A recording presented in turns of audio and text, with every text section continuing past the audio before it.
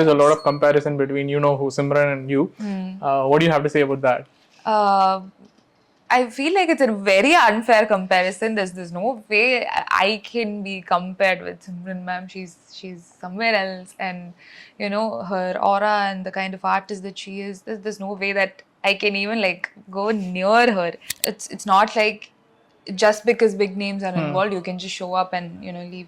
No, it's not like that. So for Neek and GBU both, I really love the characters, and both Preeti and Nitya, I feel. And he's very honest about everything. So he's like, it's an Ajith sir film, so rest of the characters are going to have very limited screen space in the film, and that's an obvious thing. So there is a lot of theories about Neek 2 is going to happen in the plane, like the entire film is going to be in the plane. Is it like true? Could be. I don't know. Hello, welcome to CNN News 18 Showsha. With us today we have the famous wing girl Priya Prakash Varrier for GBU. Hi Priya, welcome to the show. Thank you. So I think the wing thing went viral in 2018. So it's now 2025. What took so long for you to come back to Tamil? I mean, come to Tamil. You didn't come back. I don't know. Maybe just waiting for the right script. Right. That's all. Right. And I feel like the right things happen at the right time. And it's happening back to back. You had Neek and now GBU. So tell me about how both the projects happened.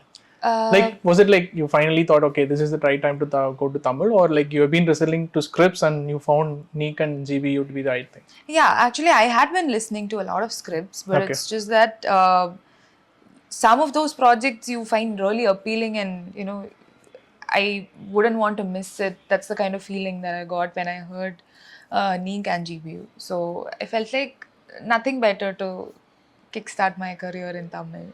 Right, and both of them are like pretty big names in Tamil. One is Dhanush and one is obviously Ajith sir. So tell me about Neek. Why did you think Dhanush wanted you for that character? I have not really asked sir that question. He asked me to come meet him, and I came to Chennai for a day, and sir told me that I feel like you're perfect for Preeti, and I really want you on board.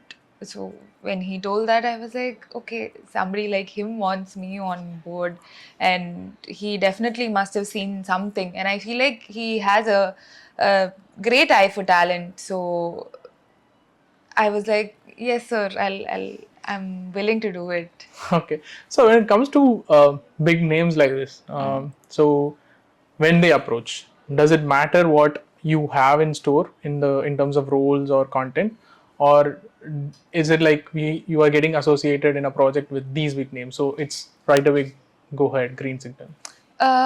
It's also about what I have to do in the film. Right. It's not like just because big names are involved, you can just show up and leave. No, it's not like that. So for Neek and GBU both, I really love the characters, and both Preeti and Nitya, I feel like both the movies would have been incomplete without these characters. Okay. So that's why I chose to do it. So are you someone who plan things like this is the film I'm going to do? You sit on a script, or you wait for the right opportunity, or is it like you are spontaneous with what you want to do? I've always been spontaneous. I've never like sat down and planned my career, or these are the kind of films that I would do or would not do. Nothing like that. Like whatever comes my way, I pick and choose from that. That's it. Do you think Neek 2 is happening? Is there any talks about that? I don't know, hopefully. So there is a lot of theories about Neek 2 is going to happen in the plane, like the entire film is going to be in the plane. Is it like true? Could be. I don't know. Okay. I've not asked sir for what exactly is happening in Neek 2, but if it's happening, it's going to be very interesting. Okay. Yeah. Tell me about GBU. What did Adith tell you when he approached for the film?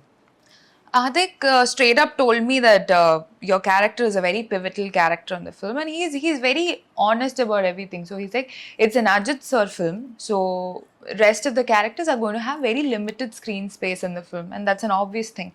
So he was like, but your character is going to be very pivotal because like huge twist happens in the film through her character.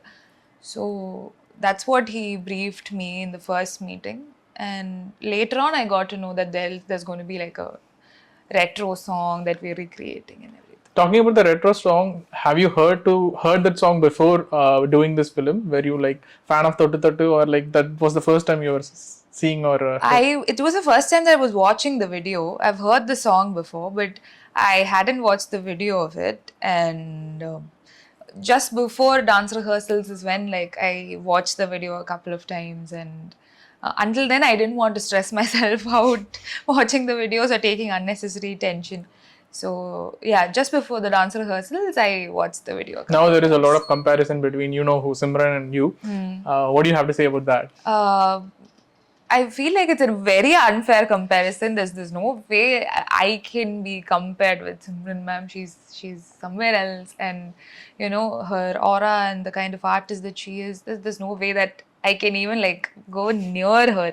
So yeah, but I'm just happy that people are happy with the song and they're only saying good things about it. And how do you like about the whole trend of old songs coming back and being used in new films? Like I think you now Totu Totu is part of your playlist. Yes. What do you think about it? Because I think you're a 2K kid or a 99 born, but yeah, technically somewhere there. But I mean, it's a great thing according to me personally. It's a very, very good thing because right now there are so many songs that are such classics, and we're getting a chance to hear that all over again, which is really good. Otherwise, it's very difficult to kind of discover songs from an age or from a generation where we didn't even exist. So when people bring it back is when we're also getting familiarized with songs like this. Even in the film, there's this song Ottaruba, which I hadn't heard before. So for me, I got introduced to the song because of GBU. So which is a great thing. Right. So yeah. And did Simran ma'am have a talk with you regarding this, or post or pre your performance?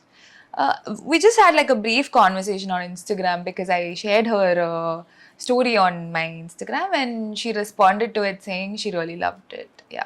So your take on GBU, because it's not a conventional film, like it's kind of a fan tribute, and how did you enjoy?